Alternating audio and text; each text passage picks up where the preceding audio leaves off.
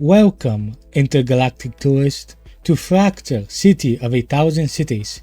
As you walk down our many historic streets and enjoy our countless parks and museums, you might think that Fracture, just like any other bustling planet capital in the galaxy, and in most ways it is, but in others tiny but important ways, Fracture is one of a kind. As for instance, when you go off the sofa at Bo's old blood spaceport, you probably got robbed, but not for all of your money, around 34%, and you were given a receipt. Then you started yelling for the police and you got robbed again. That's because Fracture is run by criminals. Now that might sound like a bad idea, but if you read on, you'll find out it's actually one of the best darn ways a city could be run. Fine-tuned from centuries of illegality. Humble beginnings. While it might not look like it now, Fracture used to be a prison planet. That's right, prisoners were sent here to slave in the deep fissures of the planet's crust, toiling away in a marrow mines until they died. That's when the founding families realized, hold on a minute, we are alone on the planet here, we can do anything we want. That's when Fracture truly began, its days as a prison mining planet behind it and its bright future as an anything-goes prison utopian lying tantalizingly ahead. The galaxy still dumped off its law-defying folks, of course, and it was still pretty much impossible to escape the planet, but if you could otherwise do mostly anything you wanted, unless you wanted to leave. Now, are the good folks of Fracture ashamed of their lawless past? Far from it. In fact, many of the folks here claim they can trace their lineage back to one of the 12 founding families. The founding families. So who are the founding families, and why are they so important? Well, in the beginning, Fracture didn't have a fancy mayor or even laws or a way to enforce them. It wasn't pretty. But what it had in abundance, being a prison planet, was criminals and wolves. So the biggest prison gangs cut up the city into 12 boroughs, with each family responsible for maintaining law and order. And crazily enough, it worked. If you wanted to commit a crime, you needed a permit for it, or there'd be a hell to pay. Left to govern themselves, the criminals ended up being more organized and motivated than the government ever could be. Sure, there was still crime, but no surprises. You might be due to get mugged today, but you know about it. Sure, just as jury duty. The Great Borough Boom. As the first planet in the galaxy to have institutionalized crime, Fracture was an overnight success. In fact, it was such a success the population exploded. The walls of the 12 boroughs couldn't contain all the fresh blood, and it quickly spilled over to the town's outskirts. New boroughs were born, new walls were built, and these upstart gangs didn't see much sense in paying tribute to a syndicate on the other end of town, when they had perfectly good rings in need of kissing right there. This was known as the Great Borough Boom, an exciting, as it turned out, deadly time in Fracture's history that led directly to the 100 Borough War. Today, it's estimated there's over 1,000 boroughs jostling for elbow room in Fracture, but the truth is the city is such a shifting mosaic of alliances, backstab, assassination, and startups. The consensus bureau is never gonna get a head count. All you need to know is where you're standing, because wherever it is, you owe someone respect. Fracture today. As you can imagine, an ever-shifting map of alliances makes it hard to get around the city without making a lot of folks mad. That's why the Bureau of Tourism recommends all newcomers to Fracture. Hire yourselves a guy to help you bribe, threaten, and stab your way to all the cultures, art, and history Fracture has to offer. A guide to the election. Fracture's mayoral elections, the greatest show of democratic bloodsport in the galaxy. To visitors from the more traditional planets, having elections settled by bullets instead of bailout may seem like a bit of a cultural shock, so read on and learn how Fracture redefined democracy for these modern times. The golden age of impartiality. As the first and the only planet in the galaxy to have institutionalized crime, Fracture had discovered a new problem. For the first time in our history, people were coming here willingly. The sudden population explosion led to the Great Borough Boom, and that led to the dark days of the 100 Borough War. Thus, the role of the mayor was invented to re-establish Fracture's unique brand of lawless order. Back then, the mayor was more like a judge. One time, she was a djinn, Hammurabi the Firewise. Another time it was a robot, Solomon. But every time the mayor was one of the person in fact you could take an inter-borough dispute to, knowing for certain that they were impartial, unbiased, and uncorruptible. But that's the thing about Fracture, we never give up, and while it may have taken us thousands of years, we eventually found a way to buy off a robot mayor and ruin our perfect legal system. But as luck would have it, we accidentally invented an even better one. It turned out a corruptible mayor was an even bigger boom to the city than an incorruptible one. The golden age of corrupt. Let's say you were leader of a gang. You've worked hard to put your borough on the map. Shakedown money is rolling in from local businesses. You've got cornered the market on fake designer handbags, and your crew has more ammunition than they could hope for in a lifetime. Now, according to the stupid law, you should be able to take over the borough next door, even though it's run by a spoiled brat who inherited it from his dad and he's running it into the ground. What's fair is that the borough is technically his. What's right is that it should be yours. Once the word got out that a little hard work and backroom dealing could remove the borough borders in gang's favor, competition once again thrives in Fracture. On the verge of war. Over time, it became clear that having a mayor in your corner could make the difference between your borough thriving or dying. With every election season in that past, tactics got a little more brutal. What started as a simple bribe to the mayor turned into assassination attempts. Paying for votes turned to threatening the voters. In time, Fracture was on its first ever 1,000 borough war. With the city on the brink, a conclave was held in one neutral part of the town, the city center. Representatives from the borough showed up to negotiate a peaceful solution, and here's what they come up with: a single battle. Going forward, the mayoral election would be settled by a single knockdown, drag-out fight in the city center. Winner takes all. Each candidate meets with all the boroughs they are in bed with and selects 6 champions to represent them in the fight. Now, the 6 representatives might not like each other. In fact, they might have plenty of good reason to kill each other. But if they want all the favors, kickbacks, and special treatment, their candidates promise them that the mayor needs to win. So for one day only, they better work together. A guide to the different factions. A criminal ecosystem as rich and diverse as Fracture is full of organizations that are constantly jockeying for power in the city. Here is a handy guide to some of the more prominent factions that have taken an interest in this year's election cycle. The Seventh Moon. The Seventh Moon, it's not just one of the founding families of Fracture, it's the criminal institution with the longest lineage of leadership in the entire city. Driven by history and tradition and strict hierarchy, one family has the Seventh Moon for generations, and there's no sign of that stopping anytime soon.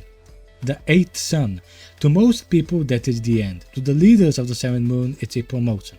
Composed entirely of the undead elders of the Seventh Moon, the Eighth Moon Sun once acted as a shadow council that would quietly advise their descendants. However, that all changed during the 100 Borough War when the Eighth Sun revealed themselves to the world. Now an independent organization, the elderly undead mostly keep to themselves. The Alliance. Fracture to its bureau would like to remind visiting members of the Intergalactic Alliance that Fracture is a sovereign city planet and none of your laws, rules, titles, or customs are obligated to be observed. The Bureau would also like to remind Fracture locals that while profiting off the Alliance is certainly in the spirit of our great city, declaring a fealty to the Alliance is not, and may be grounds to lose citizenship. Collaborating with the Alliance against your fellow citizens at your own risk. The Constables. A robot peacekeepers that make up the Constables are the closest thing to an unbiased party in Fracture, acting as the deterrent when the inner borough disputes can't be resolved between themselves. When the Constables show up, most gangs know it's time to back off. The Grey. Redacted by the Grey. A reward will be offered to anyone who turns in older editions of this publication that had written information on the Grey. The Haunts. The Haunts, an organization that specializes in assassinating the supernatural. Unfortunately for the Haunts, the science is a thing. And such, almost everyone in the galaxy thinks there's a bunch of zealots who use mumbo-jumbo to justify murder of anyone that gets in their way. The Lost Battalion. Members of the Lost Battalion insist that they are veterans of the Delcano Time War. Sadly, there's no record of such a war ever occurring. Whenever this is because the whole story is made up, or if it's because time was forever altered, it's up for debate. But here's a pro tip to visitors who have vested interest in not breathing through a tube. Don't tell member of the Lost Battalion that the Time War never happened. The Mekasi. As word of the criminal utopia that is fractals spread through the galaxy, criminals from every other corner of the cosmos sought to visit, thinking it would be a great place for their murder vacations. However, the illicit ecosystem in Fractal is a delicate one. Each gang has a role to play and rules to follow, and the city of Fractal has no interest in letting tourists mess that up.